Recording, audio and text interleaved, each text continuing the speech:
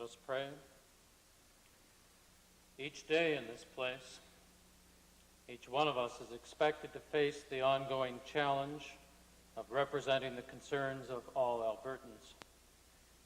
May God grant us strength and wisdom to carry out our responsibilities. Amen.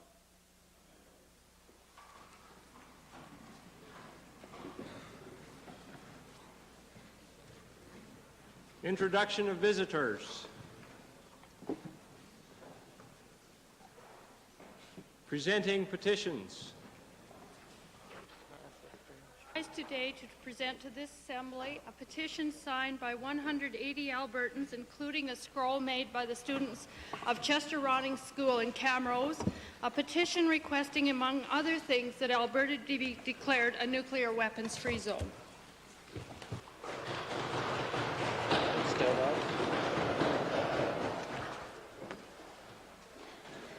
Mr. Speaker, thank you. I rise today to present a petition on behalf of 150 residents of Innisfail, organized by students in Innisfail High School. Residents of Innisfail who request that the legislature investigate the feasibility of constructing an overpass at the intersection of Highway 2 and 52nd Avenue in Innisfail.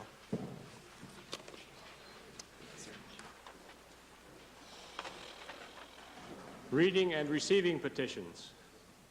Speaker, could I request that the petition that was presented yesterday by the Honourable Member for Edmonton Goldbar be read and received? Order, please. To the Honourable the Legislative Assembly of Alberta and Legislature assembled.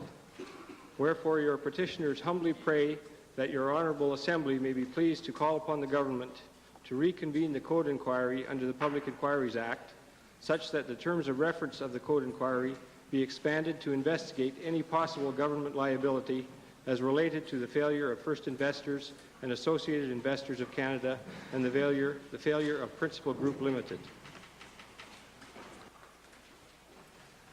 Mr. Speaker, may I respectfully request that the petition I presented on Tuesday now be read and received by this Assembly. To the Honourable, the Legislative Assembly of Alberta and Legislature assembled. Your petitioners humbly pray that your Honourable Assembly may be pleased to declare Alberta to be a nuclear weapons-free zone, may take such other steps as are within your jurisdiction to encourage the abandonment and abolition of nuclear weapons, and, specifically, may approve motion number 222, standing on the order paper for the second session of the 21st Legislature, in the name of Ms. Lang, Honourable Member for Edmonton Avonmore.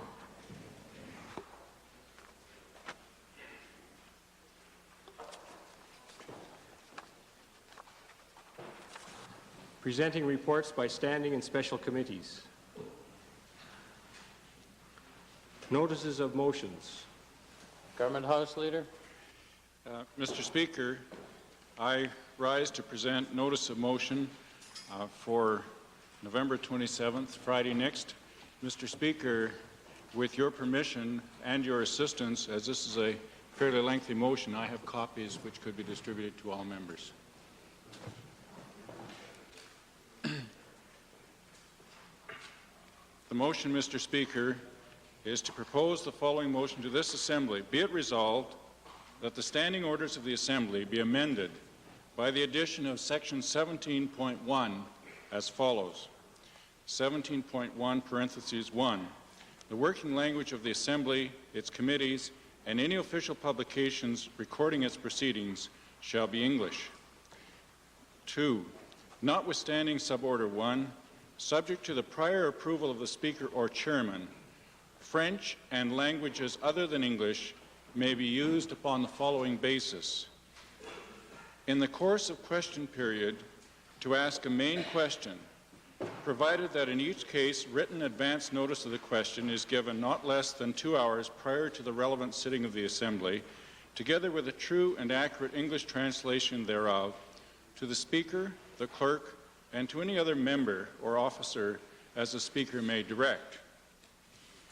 Also, at any other time in the Assembly, and its committees other than proceedings where an immediate response is expected or requested from another member, provided that the member making the statement or address supplies to Mr. Speaker or the chairman an English translation or brief description of the content thereof when approval is sought.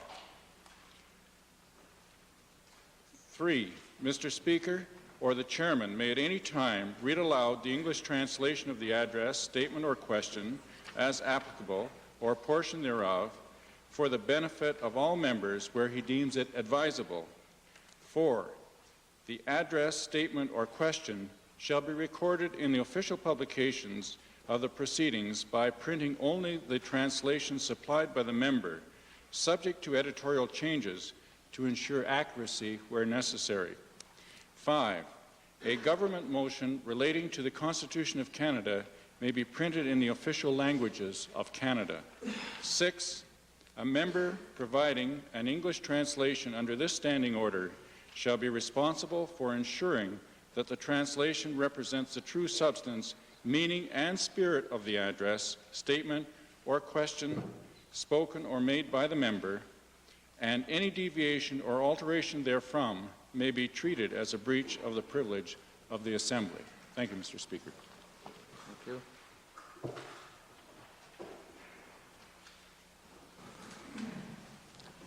Introduction of bills. Tabling returns and reports. Environment. Mr. Speaker, it's my pleasure to file with the Legislative Assembly 15 reports funded by the Legislature in the Acid Deposition Research Program. The first is titled Overview of the Emission Data, Emission Inventory of Sulfur Oxides and Nitrogen Oxides in Alberta. The second is titled Design of the Emission Inventory of Sulfur Oxides and Nitrogen Oxides in Alberta. The third is Results of the Emission Source Surveys, Emission Inventory of Sulfur Oxides and Nitrogen Oxides in Alberta. Fourth, Emission Database, Emission Inventory of Sulfur Oxides and Nitrogen Oxides in Alberta. The fifth, Pollutant Exposure and Response Relationships, a literature review of geological and hydrological aspects. The sixth, the effects of acidic deposition in Alberta agriculture, a review. The seventh, the effects of acid. Moment, our pages need to catch up to you, please. I'm so enthusiastic, Mr. Speaker, about this information and the need to convey it to the people of Alberta that perhaps I'm going a little quicker than I should be. The seventh, the effects of acid deposition on forests. The eighth, an analysis of numerical models of air pollutant exposure and vegetation response. The ninth, acidic deposition in the environment, a literature overview. The 10th, surface water acidification literature review. The 10th, effects of acid-forming emissions on soil microorganisms and microbially mediated processes. The 12th, environmental sulfur isotope studies in Alberta review. The 13th, critical review of inorganic sulfur microbiology with particular reference to Alberta soils. The 14th, effects of acidic deposition on soils in Alberta. And finally, Mr. Speaker, major biophysical components of Alberta. Mr. Speaker, it's also my intent to provide to all members of the Legislative Assembly a briefer overview of this very important series of literature. Thank you. Any additional? No. Minister of Advanced Education under returns and tablings? No. All right. Clerk. Introduction of special guests. Member for St. Albert. Thank you, Mr. Speaker. Mr. Speaker, it's my rare privilege today to introduce to you and through you to all members of the Assembly a very, very special person to me. The special individual I speak of, Mr. Speaker, is my mother, Mrs. Mary Strong of Edmonton. But, Mr. Speaker, in addition to that, not like the member from Meadowlark, I would ask that the members opposite not afford me any kindness or special privileges today, or any of my colleagues, but that they can feel free to heckle us whenever they feel like it.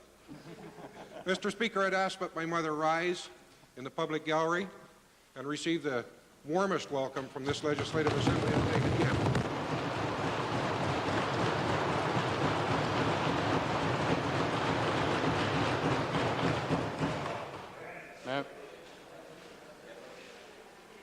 Member for Edmonton Beverly, followed by Rocky Mountain House. Thank you, Mr. Speaker. Mr. Speaker, it's a pleasure for me today to introduce to you and to members of the Assembly 12 people from or some of them who are from my constituency, others are from other constituencies in the city of Edmonton and surrounding area. But they do have one thing in common, Mr. Speaker. All of these people have been affected by the recent tornado that hit the city this summer. These people are representing not only their own causes and their own difficulties, they're also spokesperson for many, many people who had been affected by this tornado. They're here also to visit with the Minister of Protection Services later this afternoon, and they're seated in the public gallery. I'd ask them to rise and receive the warm welcome of this legislature.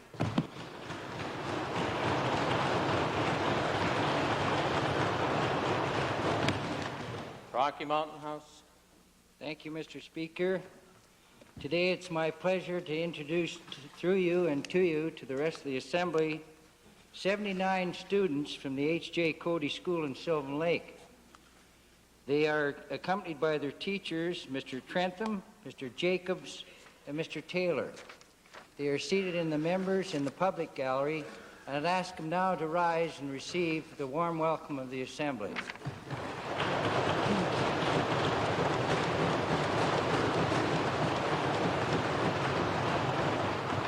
Minister of Social Services, followed by Edmonton Centre.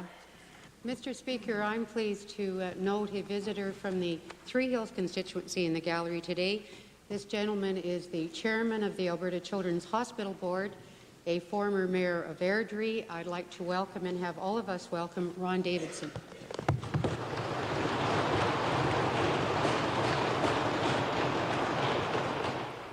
Edmonton Centre. Mr. Speaker, I am honored today to be able to introduce to you and to members of the Assembly former New Democrat member of Parliament who served the people of Saskatoon East, the years 79 to 84, who has also been a Roman Catholic priest since 1953.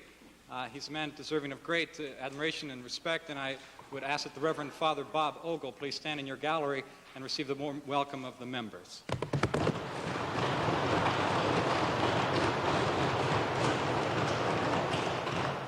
Member for Westlock Sturgeon. Mr. Speaker, I beg leave to introduce to you and through you to the members of the Assembly another group of investors from the Principal Investors Protection Agency. As there are 20 in the members' gallery, Mr. Speaker, I'll only mention a few names. The group is headed by Mr. John Tyler, John Morrison, Mrs. Arnold, Leona Day, and Charlie Turnbull. Will you all please rise and accept the warm welcome of this Assembly.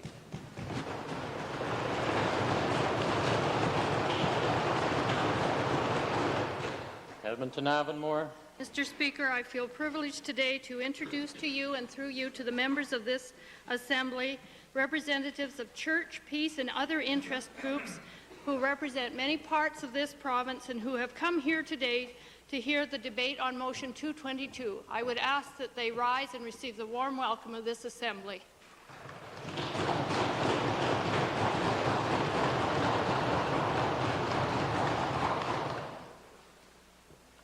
It's not too often that the Speaker gets a chance to introduce people from his own constituency. But first, on behalf of the Honourable Member for the Minister of Energy for Bowness, not just the Minister of Energy for Bowness, but the Minister of Energy, the member for Calgary-Bowness. Seated in my gallery today, Mr. Walter Holt, the principal of Bowness High School, together with Mr. Gordon Miller, who is principal of Lord Beaverbrook High School, as situated in Calgary-Egmont, together with one of my dear friends and constituents, Mr. Don Pierce. I would ask that they rise and receive the welcome of the Assembly.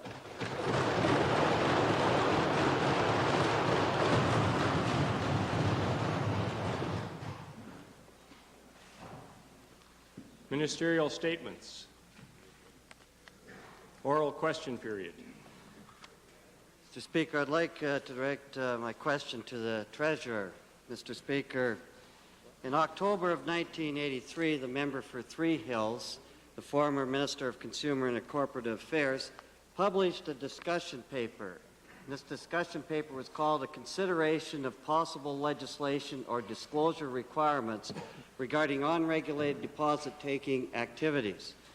Mr. Speaker, my question to this minister, will this minister, who is now responsible, indicate to this Assembly why absolutely nothing was done when this paper was published in 1983, and as a result, thousands of Alberta people lost their savings to the tune of millions of dollars? Why wasn't nothing done? Mr. Speaker, the government in 1983, along with many governments, recognized the necessity of reviewing the regulations as the affected financial institutions. And of course, during that period, significant changes in the way in which the economy of Alberta was reacting took place. And at the same time, significant failures were taking place in the major central organized banks. And as a result, while that was a discussion paper, I think the events changed around us. But it is inappropriate, Mr. Speaker, to suggest that because the government put forward a paper, look for policy considerations and debate, that losses occurred as a result of not following those up. I think the losses were taking place, Mr. Speaker, during that period, and we are now in the process, as I said before, of evaluating those changes, taking the recommendations, and bringing forward new legislation to reflect those recommendations. Mr. Speaker, they didn't do anything until June the 30th, 1987. This paper was in 1983. My question to this minister, this paper suggests some alternatives and lays out clearly the problems. Why did this government sit in their butts and do nothing during those 4 years? That's right. Well, Mr. Speaker, quite to the contrary, the member can take the radical position if you like. We were attempting to deal with this issue on a very stable, and we're trying to bring stability back into the financial sector. We went against a series of odds to try to stabilize the financial sector, which was being eroded at a very rapid rate. But, Mr. Speaker, since May the 8th of 1986, there has been, unfortunately, the same kinds of problems, but I think stability was brought back when, in fact, 3 of those major financial institutions, which are found only in Alberta, were, in fact, stabilized by action of this government. Again, Mr. Speaker, as I've indicated, we're now in the process, along with all other governments, reviewing the recommendations both of the Estate Commission, which was prompted by the result of those 2 federally chartered banks' failure, and we will incorporate as well, Mr. Speaker, a broad range of policy discussions which have taken place across Canada at a provincial level, and will incorporate, moreover, as I've indicated before, Mr. Speaker, the recommendations and suggestions which may flow from the Code Inquiry. All that, Mr. Speaker, will take place, be put into legislation and brought before this House early in 1988. Mr. Speaker, this minister has the gall to stand here and say that they brought stability to this market. You tell that to thousands of Alberta investors that have lost millions of dollars about your stability, Mr. Speaker. Right. Here, here. That's right. Mr. Speaker, and I want to ask this minister this question. In view of the fact that thousands of Albertans have lost millions of dollars, we want to know who is responsible for it. Is this Treasurer? Is this the Premier? Who is responsible? Who's going to take the political responsibility for this, Mr. Speaker? Here, here. That one's clearly out of order. Point of order on that one. I can't believe that that's out of order. I'm talking about political responsibility. That's right. Mr. Speaker, let me ask the question.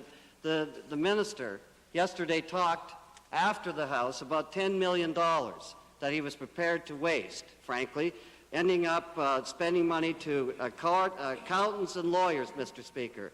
In view of the fact that this shows that they were clearly negligent, Mr. Speaker, they didn't do anything for 4 years, would this minister now, instead of giving money to lawyers and accountants, turn this money over to the investors? They're surely the deserving people, Mr. Speaker.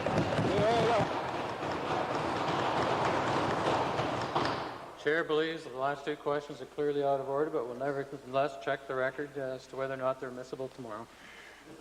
I'd like to promote a point of order then after a question period. Again noted, point of order number 2. Calgary Buffalo. Thank you, Mr. Speaker. That document specifically referred to inadequate disclosure requirements of legislation, specifically the Investment Contracts Act, and I'm wondering why the minister continued to allow his department to license these companies when legislation did not even require the issuing of audited financial statements to investors. How could the minister expect investors to make any kind of financial decisions if you couldn't get financial information and his department wouldn't even provide it? Again, Mr. Speaker, let me be clear that the disclosure which has been set forth both in the trust company legislation, the credit union legislation, and the contracts legislation has been followed as far as we can see.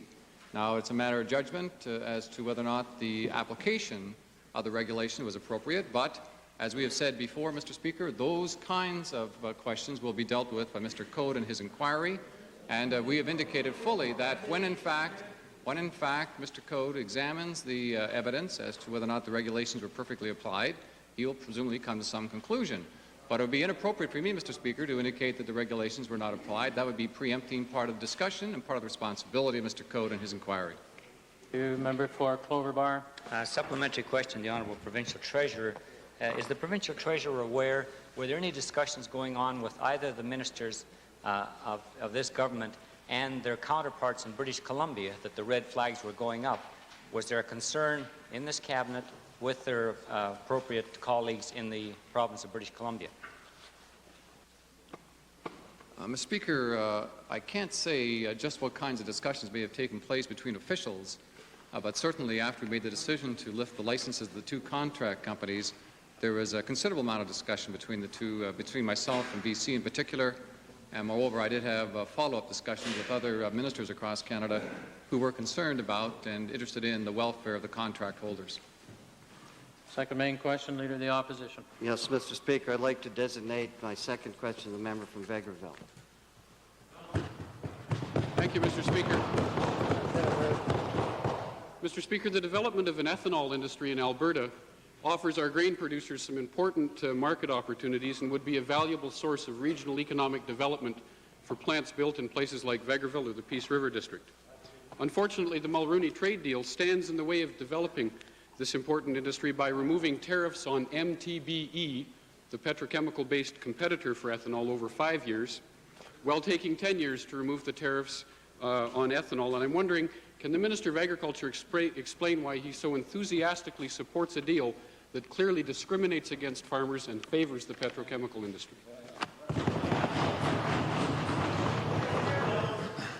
Mr. Speaker, let me respond to the twofold question by indicating that we have put into place under Ken Beswick, the chairman of the Alberta Grain Commission, a group to look into the feasibility and the economic viability of having ethanol plants within this province, because we recognize that right now grain markets are depressed, so the feasibility might be correct at this time and not in the event that grain prices did increase.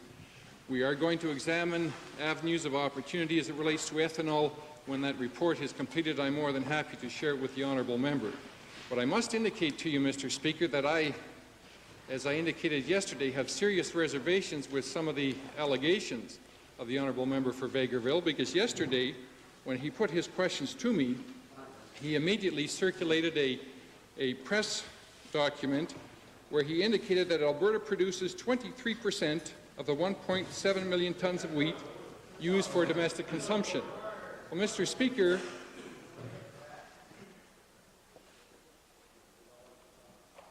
Under Beauchesne, it really is inappropriate to be referring to documents outside of the House, and especially to be quoting in such nature. To make the allusion to it would be perfectly in order, but that quoting is difficult. Perhaps the Minister could continue.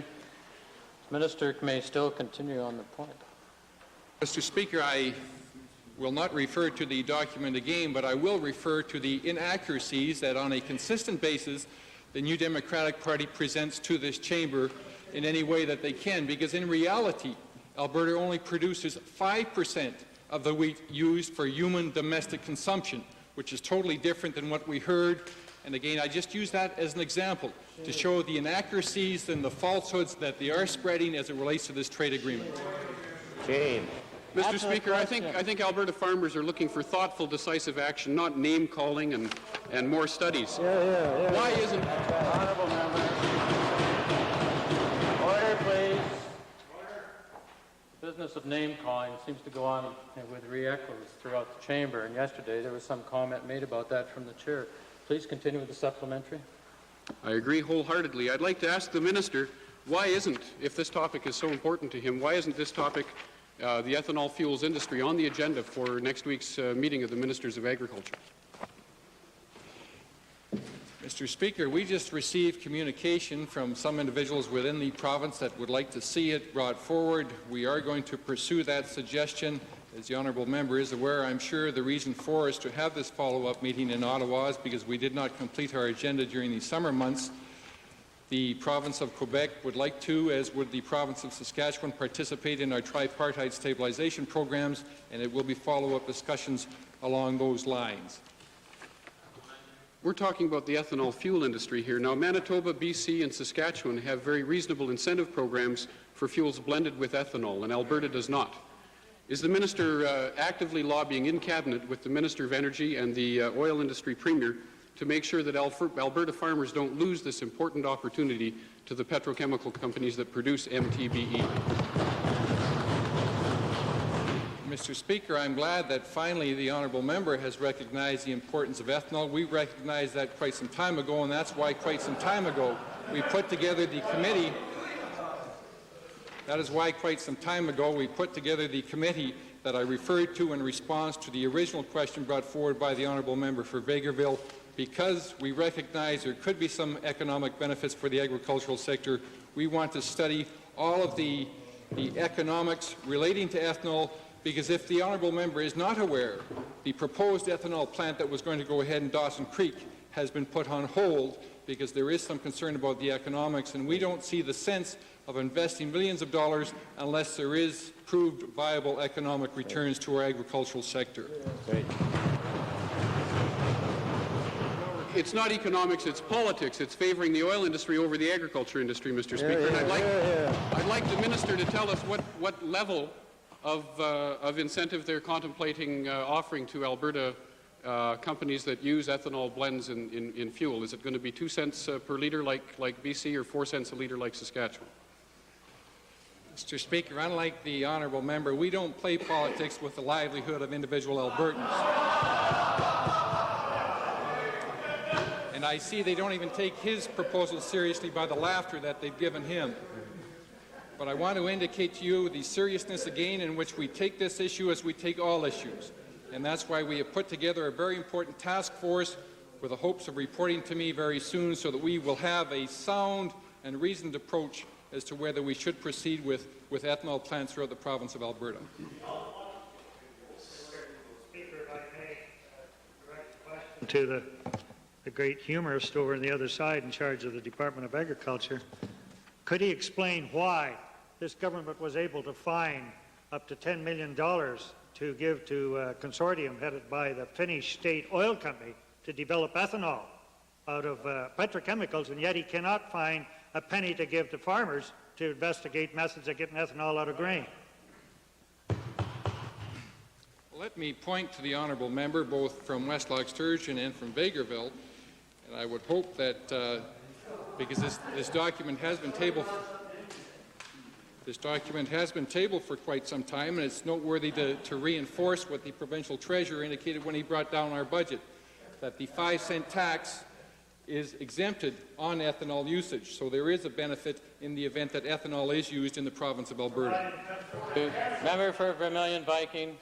Yes, to the Minister of Energy, in view of the fact that the lead in our gasolines is approximately 10 times that of, say, in the state of California, what effect would that have on the demand for ethanol at the present time in the province of Alberta? Mr. Speaker, that is exactly the reason we put together this very special task force under the chairmanship of the Alberta Grain Commission, so that we will have all those facts and figures at our disposal. And as I indicated to the honourable member from Vegreville in his opening question, we're more than happy, recognizing the openness in which we work, to make sure that that is available to everybody. Main question, Leader of the Liberal Caucus.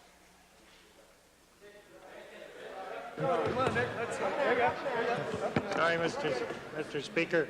Unaccustomed as I am by being egged on by the NDP. I have a question, Mr. Speaker, today. In view of the fact that this is directed to the Deputy Premier, this government, in view of the fact that this government revoked the licenses of First Investors and Associated of Canada on June the 30th, 87, on the basis that these firms were overvaluing their real estate, no longer had adequate reserves to cover liabilities. Of course, as you know, this action resulted in thousands of Albertans losing large portion of their life savings. To the Deputy Premier, Mr. Speaker, would the Deputy Premier explain to this House why, following the 1986 election, responsibility for the regulation of financial institutions was shifted from the Department of Consumer and Corporate Affairs to the Treasury Department? Yes, Mr. Speaker, that's strictly an organizational move that was made within the new cabinet by the Premier. From time to time, all programs are reviewed and their appropriateness vis-a-vis any particular department is reviewed, and if a move seems logical, then it's made.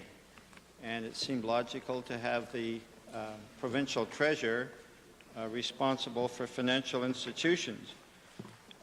Mr. Speaker, I've been listening very carefully to the questions and answers in all of this, and it seems to me, notwithstanding the Premier's oft-said public statement that the government will take the responsibility for any negligence or wrongdoing on its part, there seems to be a move by the opposition members to blame the collapse of this company and the misfortune of its customers on the government.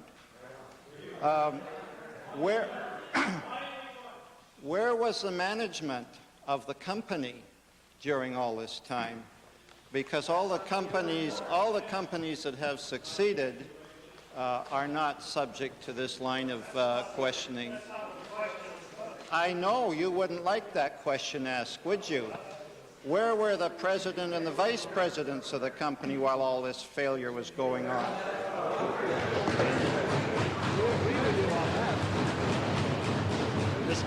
Mr. Speaker, he indeed has not been as somnolent as I thought. If his thought is coming through that the opposition is trying to prove that the government is at fault. There's no question.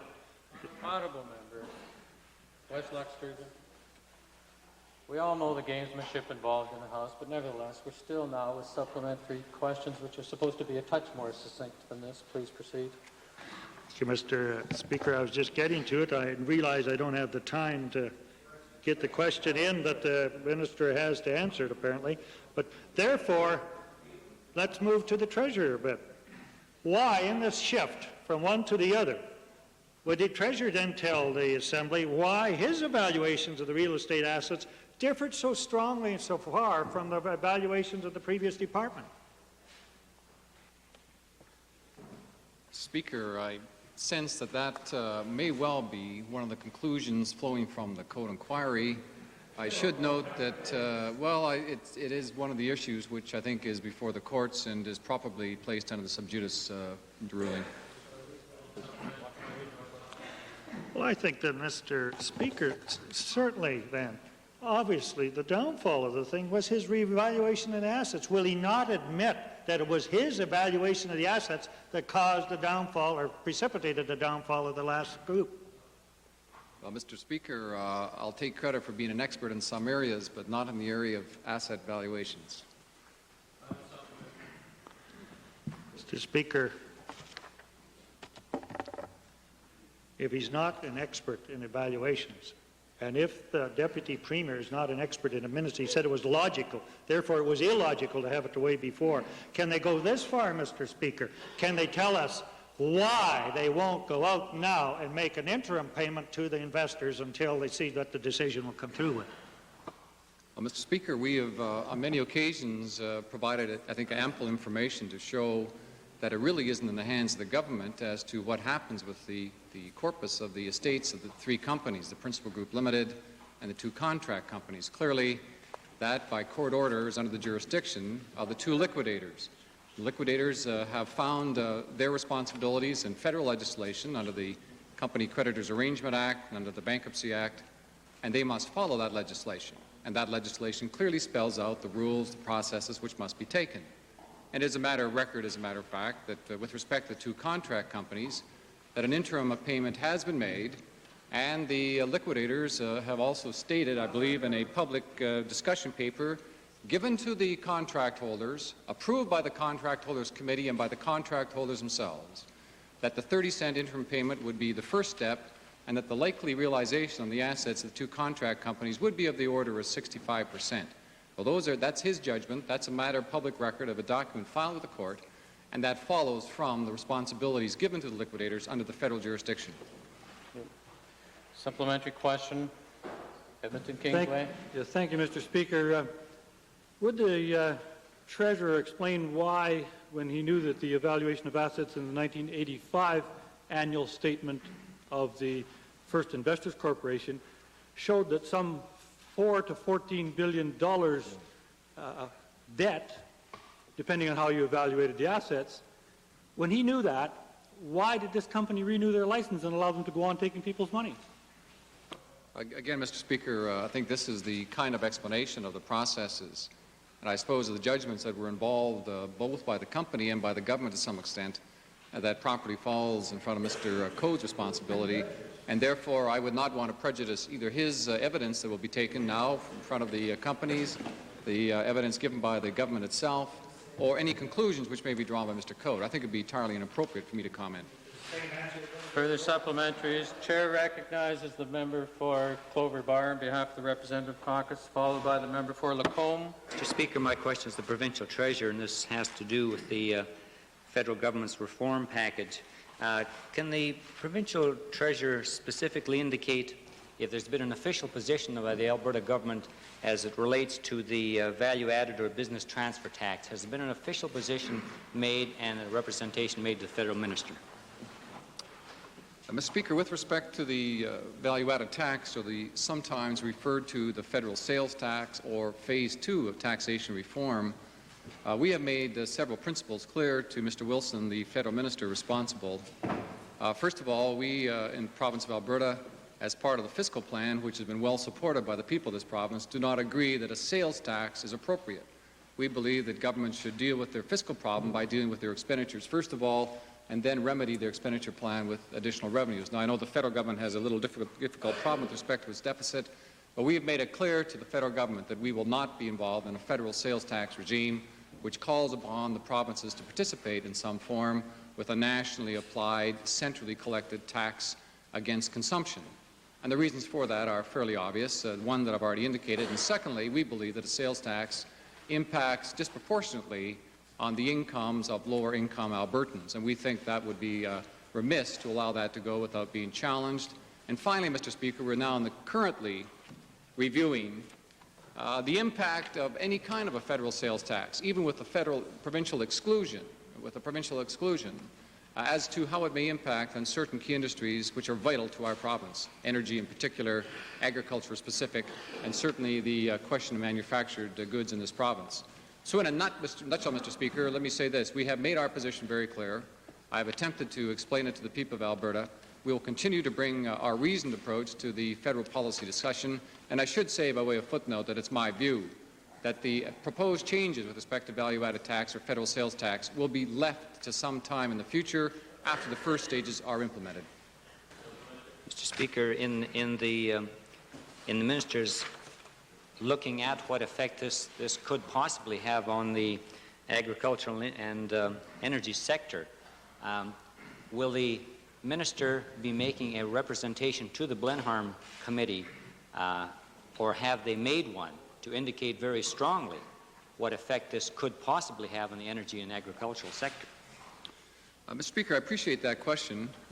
First of all, you know the position which the government has taken, and it's one which I ascribe to. That is, it is inappropriate for the province of Alberta to appear before a parliamentary committee to discuss issues which are essentially in the jurisdiction of either the federal government or the provincial government. That is clearly inappropriate and is not the policy which this government follows.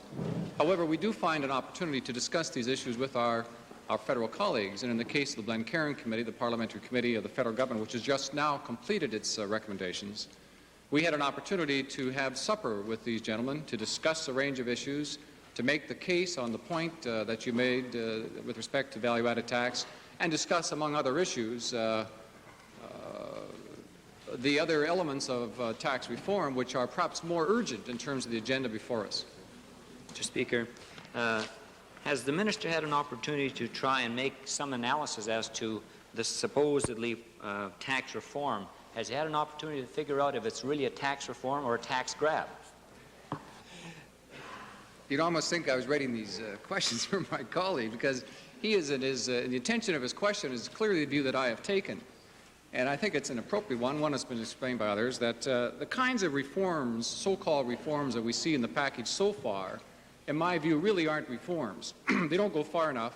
They don't deal with the real need that it's required in terms of changing the tax legislation in this province, both in terms of the way in which the tax impacts on certain payers, whether it's corporations or individuals, particularly the latter. Moreover, it doesn't make us competitive, in my view, with the American system, which was one of the intentions. And finally, in my view, it certainly doesn't simplify the process. So I have made the point already that I don't consider this to be a tax reform proposal. These are simply tax changes which, to some extent, could be done in a variety of other ways, but to lead us through this full-blown discussion under the auspices of tax reform, I think is a touch misleading. Speaker, my final supplementary, in the discussions the minister has there been any proposal by the provincial government to the federal government to make a flat tax at one rate? Mr. Speaker, you recall at one time the federal government did talk about reducing the tax intervals to at least 2 and perhaps 3, and making some considerable base broadening, and to allow at the margin, that is most of us, to have a significant tax reduction. That was quickly vacated for a variety of reasons known only to the federal government, and in place we saw this kind of adjustment where we made some corrections to the deductions so that more revenue flowed to the private sector, and to some extent, I think, subverted some of the economic policies which Alberta has described to. But we believe that even 1 or 2 intervals, or certainly 2 or 3 intervals, would have been a marked improvement, would have simplified the process, would have had base broadening, and would have been characterized as tax reform clearly, similar to what happened in the American situation. Member for West Loch Sturgeon, followed by Edmonton Beverley. Mr. Speaker, my supplementary, it flows from this question, but to the Minister of Social Services, though. I wanted to ask a question flowing from the Minister to the Minister of Social Services. In view of the fact that a value-added tax is really a tax on all consuming goods and therefore raises the cost of living, and therefore will discriminate quite heavily against the poor and the senior citizens, has the Minister consulted with their colleagues and worked out a system that if this value-added tax goes through, what increase she will have to ask for to raise the pensions and the allowances to the poor to make up for the value-added tax raising the cost of living? Mr. Speaker, that's an important question. I think that the information with respect to the effect on the cost of basic needs would be automatically reflected in an assessment of those costs in the marketplace. And through that avenue, I would expect, as we do on a regular basis, to have that information brought through the department to the Minister's office for policy consideration. Edmonton Beverley, supplementary. Thank you, Mr. Speaker. The value-added tax is going to have a tremendous impact not only on energy and agriculture, but it will, in fact, all areas. Has this government made any representation, do you plan to make any representation to the federal government to also take consideration the impact it's going to have on municipalities? Because at the AUMA convention, this issue was raised of very significance to them. Mr. Speaker, I certainly appreciate the opportunity to put on record our position, and I appreciate the member from Beverly giving me an opportunity to explain our position there. It is true that the proposals that have been brought forward by Mr. Wilson on the federal regime, in fact, indicate a very strong preference for some sort of special tax on local government enterprise.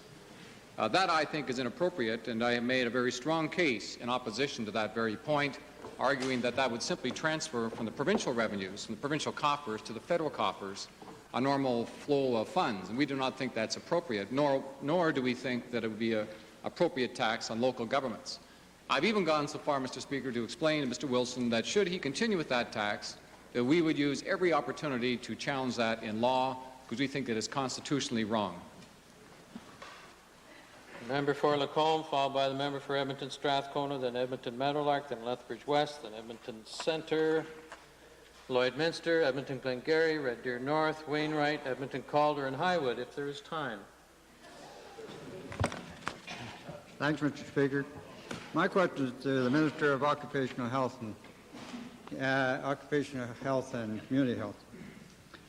Regarding workers' compensation, over the last 2 years, I've had a steady increase in dissatisfaction from injured workers with the Workers' Compensation Board.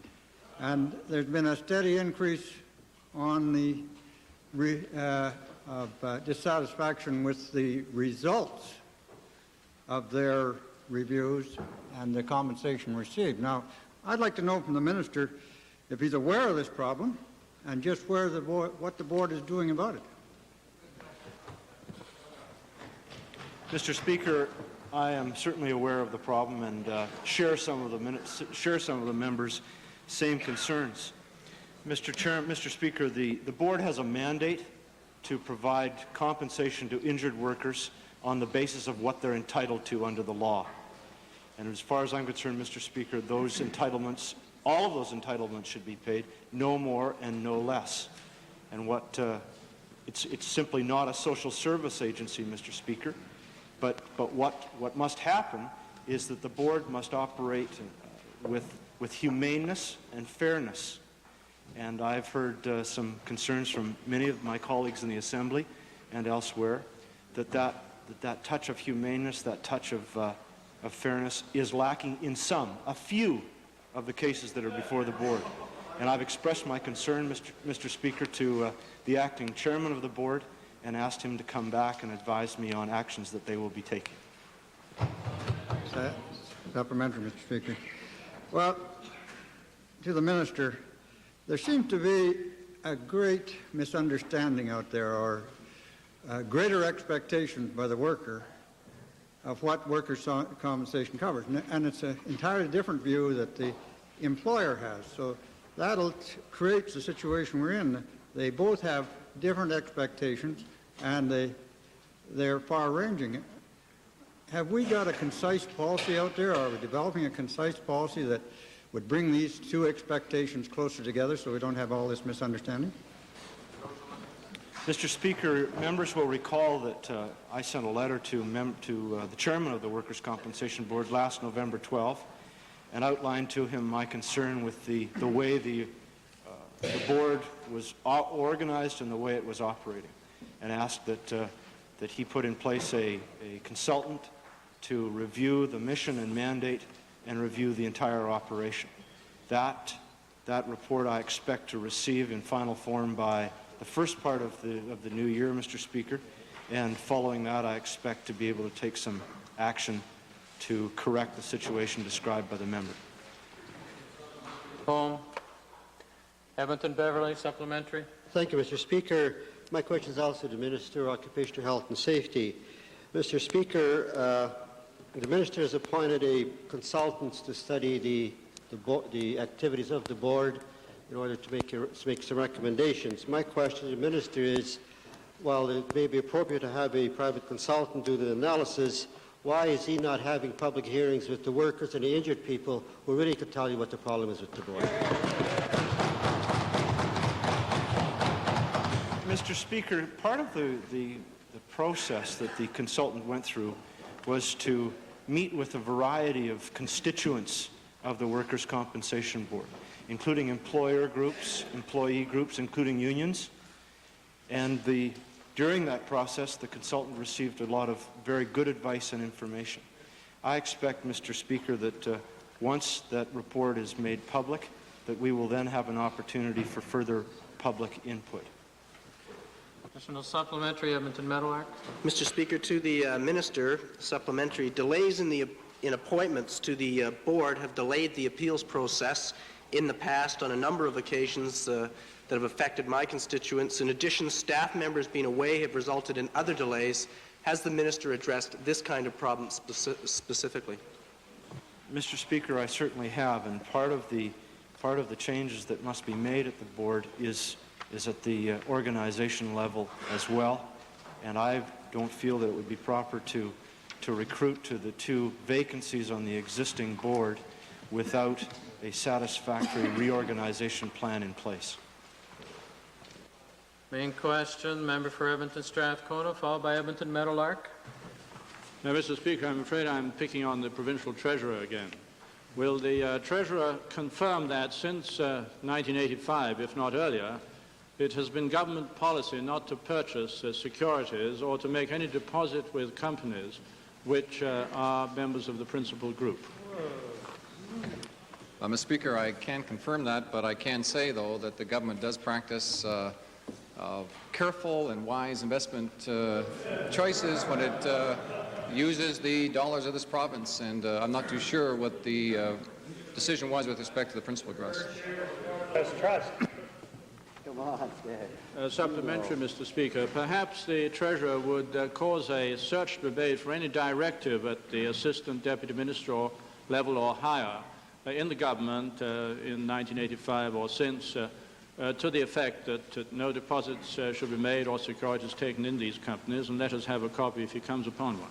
Well, Mr. Speaker, of course I won't undertake to do that.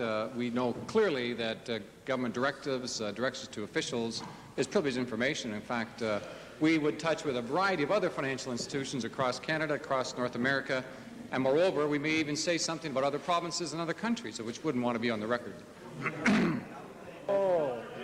I take it it would be especially privileged, Mr. Speaker, if it disclosed something that the government knew which they weren't letting on to the public.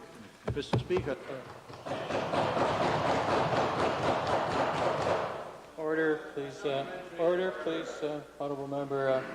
The members of the House know that as stated by the provincial treasurer that it's in parliamentary practice and indeed conforms to the practice in Beauchene, and I'm sure the member for Strathcona is well aware of that. Supplementary, please. Mr. Speaker. But my question is, what has been the depositing record then of the government in the principal group of companies in the last 2 or 3 years compared to other depositories in the province? Mr. Speaker, the member from Strathcona is practicing the post hoc ergo propter fallacy.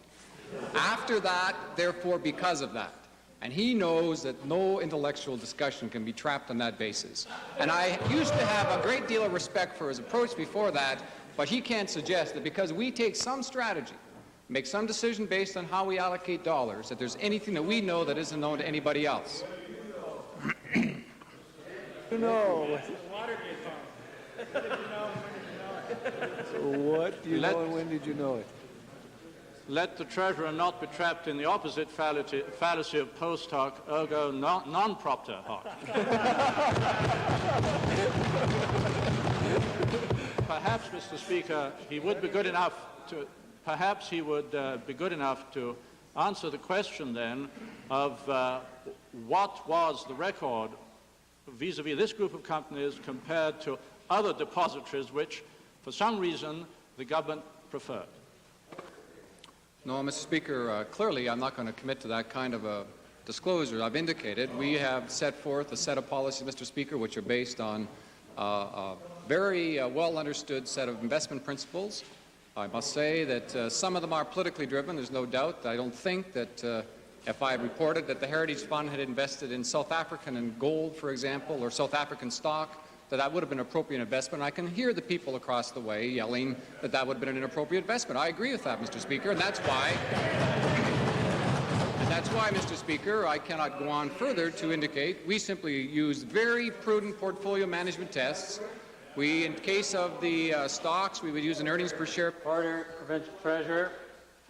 Chair is certainly interested in the response being given. Perhaps the rest of the House could quiet down so the Chair could hear it, please. Provincial Treasurer. Further? Well, Mr. Speaker, I think I've concluded mostly what I wanted to say, that we use the normal, prudent portfolio management tests in our investment decisions, and if you wanted to read any of the financial documents, financial journals, you would find a clear array of opportunity for to enlist those, Mr. Speaker, and therefore I will not be providing additional information as to how they arrived at. Final supplementary, Edmonton Strathcona. Thank you, Mr. Speaker. Well then, perhaps, Mr. Speaker, the Provincial Treasurer would be good enough to tell us if there has been a change of policy, if there was a change of policy with respect to depositing in this principal group of companies, and when and why. Mr. Speaker, I know of no change in policy as far as I can recount. Member for Edmonton Meadowlark on the main question now. Thank you. Thank you, Mr. Speaker. Mr. Speaker, in 1985, Barbara McDougall, the then Associate Minister of Finance responsible for financial institutions, tabled a report on the financial industry. In that report, the minister dealt with the issue of self-dealing amongst related financial firms. The minister indicated that while self-dealing might be necessary under limited circumstances, the regulations governing self-dealing required tightening. To the Treasurer, will the minister indicate what steps this government took, if any, in reaction to the observations in this green paper concerning self-dealing amongst related financial firms? Mr. Speaker, I've already indicated that one of the principles which we will be reflecting in the new trust company legislation will deal with that very question of self-dealing or conflict of interest, or if you like, commercially linked ownerships. And in that context, Mr. Speaker, we generally agree with the principle that there should be a limit now on the intercompany transactions which may take place as between companies. Whether or not that will be revealed by Mr. Code as one of the reasons for default of the companies, I can't say. But it is clear, though, I believe, Mr. Speaker, that there have been significant intercompany transactions in those companies, and those are a matter of record. Moreover, Mr. Speaker, we are continuing our discussion with other provinces as to how we may more appropriately reflect those tests in the legislation, but we would go on to deal with other elements as well, Mr. Speaker, including the role of directors, the role of external auditors, the role of external legal advice, the profitability tests, the self-regulations, if you like. Those must be important, and they are elements which are now being considered and hopefully will be reflected in legislation in the spring of 1988. Could the minister please confirm that his government and the Canada Deposit Insurance Corporation both authorized in writing the transfer of real estate assets between First Investors Limited and Principal Trust in 1985? Mr. Speaker, I have to say that I'm sure that this array of transactions and the reason for these transactions, and perhaps even the legal efficacy of these transactions, will be dealt with by Mr. Code in his review.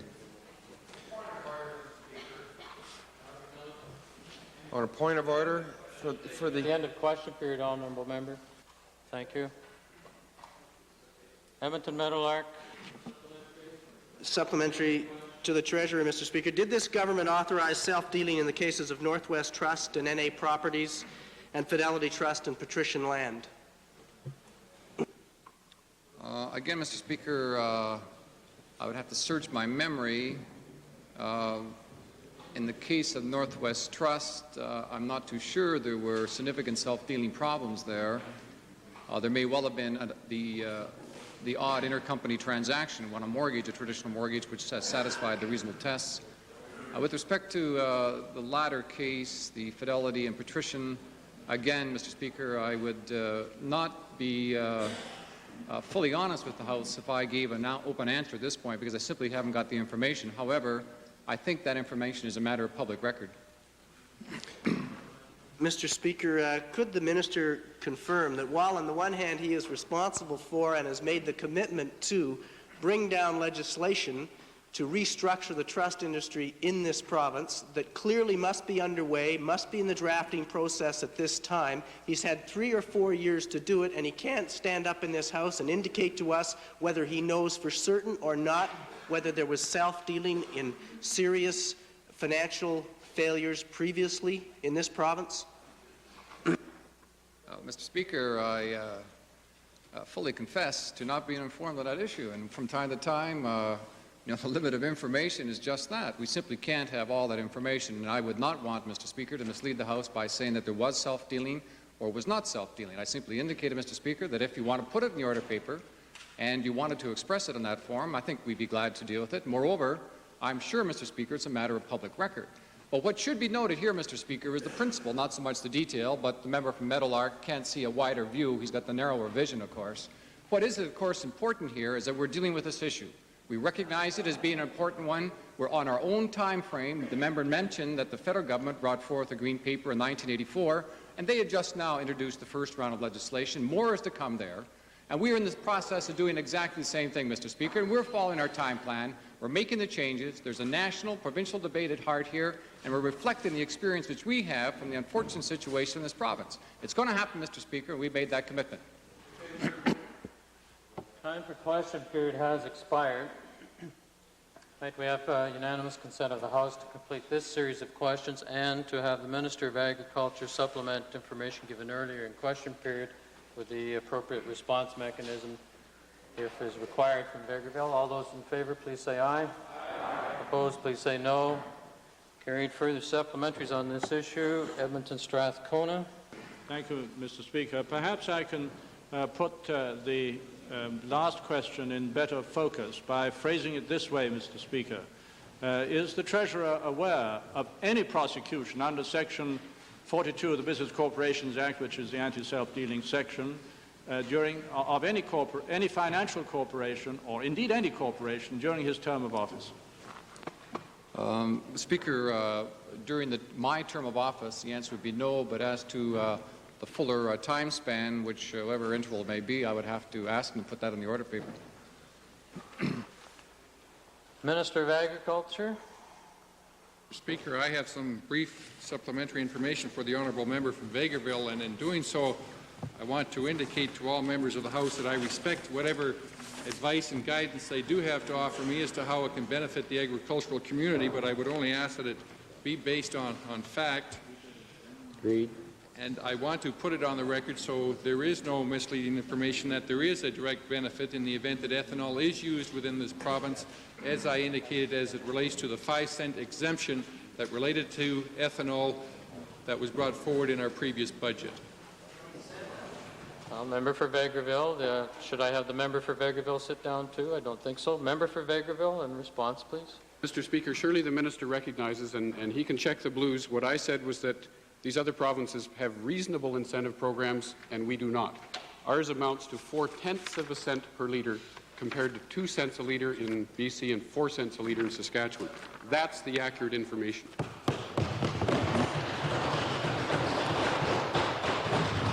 Mr. Speaker, if we wish to get into a debate on accuracy, I would point the honourable member to figures that he has shared with us as it relates to the Two-Price Wheat Act. He's confusing domestic usage with domestic human consumption, which is totally different. Again, I hate to point it out, but I look forward to his input, as I do look forward to the input from the honourable member from Edmonton Norwood, because we appreciate their advice when it is based on fact, and that's all we would ask. Now, there's no, order, please, honourable member. With due respect to the honourable member for Kingsway, perhaps you check the procedure in the House, which is the minister gets to bring in the additional information, the appropriate member involved gets to make response, and the minister sums up, and that's the way the process has been. Forgive me for you having the member having difficulty with the process, but that's the process. Perhaps you could lodge a complaint with your House leader. Now, we have a series of points of order. Chair recognizes the Leader of the Opposition, followed by the member for Calgary. Milliken. Mr. Speaker, on the third question today, you ruled me out of order. And just to make sure, I want to understand why under Section 13.2, and that'd be important before I raise my point of order.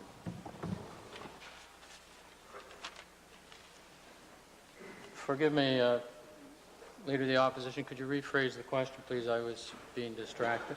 Mr. Speaker, under Standing Order 13.2, I'm trying to figure out the reason that you ruled me out of order on my third question today. Thank you. My response in terms of the proper reference back to standing orders, and it is indeed still again going to be 23 G1 and 2.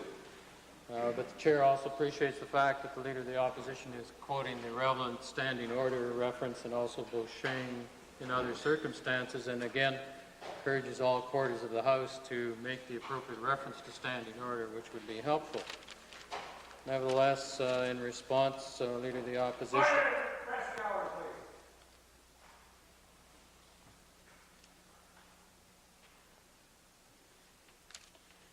Nevertheless, with respect to the first question as ruled out of order, and in the case of both the first and the second question, the chair did also say that there would be a review of the blues and was a matter of reserving judgment. But on an initial review of the blues, it would still turn up that the first question was indeed out of order because it is asking a question. I want to ask the minister this question in view of the fact that thousands of Albertans have lost millions of dollars. We want to know who is responsible for it. Is this the treasurer? Is it the premier? Who is responsible? Who's going to take the political responsibility for this?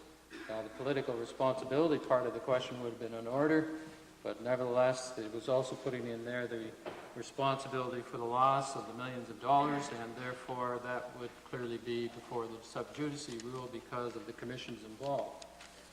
And then with respect to a preliminary review of the second question, there's some possibility the question could come back tomorrow.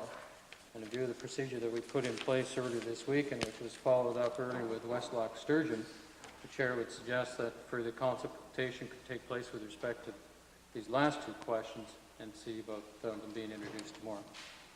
Thank you, Mr. Speaker. We certainly will do that. I would just hope as a point of procedure, though, that we don't make this the rules for question period, because clearly that would take away from the House the oral question period, Mr. Speaker. And the point I was trying to make, I was trying to deal with political responsibility from this paper that was made in 1983, but I will take your advice and we will put these questions through in writing. Chair appreciates that very much. Member for Calgary. Order, please. Calgary-Milliken. Sorry, Mr. Speaker. Earlier, when the member from Edmonton Meadowlark was up, I thought I could smell some mundacity, but I perhaps will withdraw any point of order.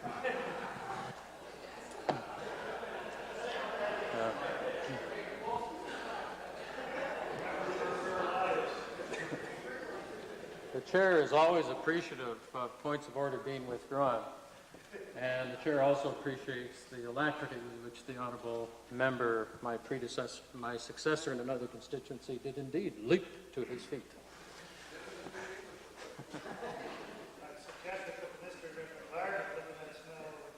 Oh, that's beside the point.